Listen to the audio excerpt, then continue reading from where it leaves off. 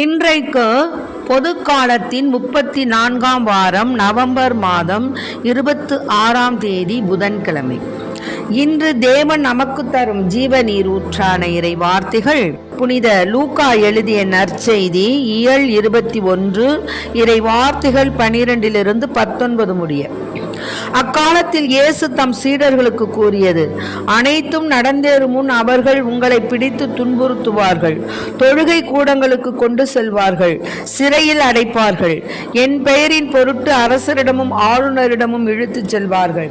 எனக்கு சான்று பகர இவை உங்களுக்கு வாய்ப்பளிக்கும். அப்போது என்ன பதில் அளிப்பது என முன்னதாகவே நீங்கள் கவலைப்பட வேண்டாம். இதை உங்கள் மனதில் வைத்துக் கொள்ளுங்கள். ஏனெனில் நானே உங்களுக்கு நாவன்மையும் ஞானத்தையும் கொடுப்பேன்.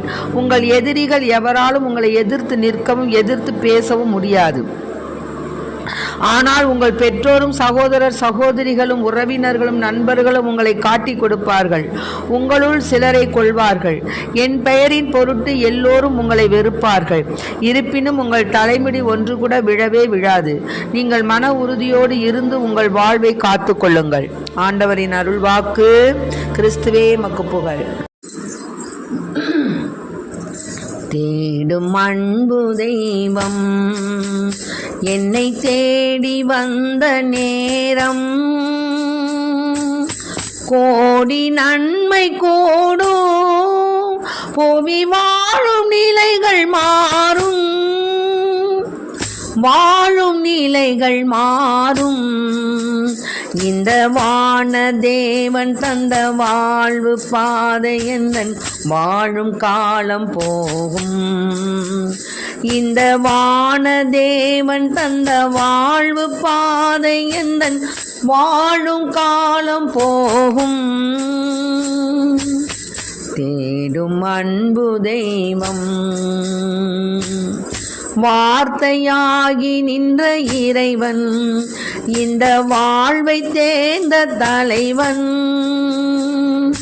வார்த்தையாகி நின்ற இறைவன், இந்த வாழ்வை தேர்ந்த தலைவன்.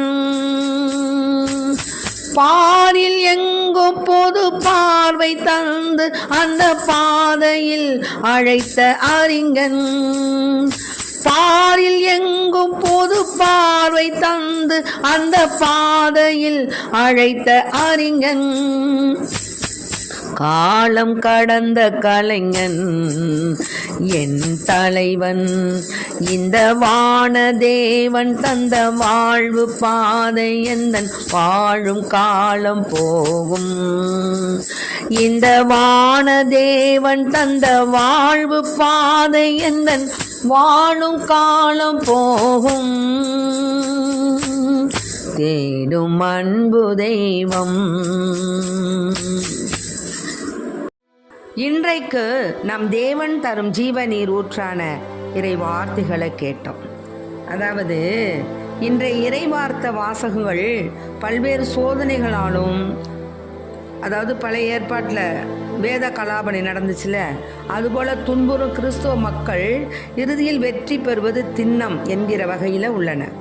ரோமை கிறிஸ்தவர்களுக்கு எதிராக மிக கொடூரமான வேத கலாபனைகள்லாம் ரோமை அரசு சுமத்தியது. ஆனால் இறுதி வெற்றி இயேசுவுடன் ஒன்றித்து வாழ்ந்த கிறிஸ்தவர்களுக்கு தான் என்பதை அடையாள பாணியில் நாம் முதல் வாசகத்தில் வாசிக்கின்றோம். இந்த சீயோன் மலை ஆட்டுக்குட்டி, அங்கே ஒன்றுபட்டு கூடியிருக்கும் 1,44,000 பேர் ஆகிய அடையாள வார்த்தைகள் வெற்றி பெற்ற கிறிஸ்தவர்களை குறிக்கும். அவர்களிடையே விளங்கும் மகிழ்ச்சி வெற்றியின் மகிழ்ச்சி. அவர்கள் பாடும் பாடல் இதே செய்திதான் நற்செய்தி வாசகத்திலும் எதிரொலிக்கின்றது. மேலுமாக இயேசுவை நம்புவது இயேசுவை போல கடவுளை நம்புவதாகட்டும். இயேசுனுடைய சீடத்துவம் என்பது வெறுமனே சேசப்பா சொல்கிறத மட்டும் நம்ம ரசித்து பார்க்கிறதோ அல்லது மறையுறைக்கு பார்வையாளராக இருப்பது அல்ல. அந்த அவங்க சொல்கிறதெல்லாம் முதல்ல மனசில் உள்வாங்கி அதன்படி வாழக்கூடிய பக்தர்களாகத்தான் நாம் இருக்கணும். அதனால தான் தானியேல் என்ன பண்ணார், தமக்கு இறைவன் வழங்கிய கசப்பான செய்தியை அரசருக்கு வழங்க அவர் பயப்படலை, தயங்கலை. இன்றைய நற்செய்தி வாசகத்தின் வழியாக தம் பொருட்டு குடும்பங்களில் ஏற்படும் பிளவு, மறைசாட்சியம் போன்றவை குறித்து முன்னறிவித்து தன் சீடர்களெல்லாம் என்ன பண்ணுறாரு? ஏசப்பா திடப்படுத்துகிறார்.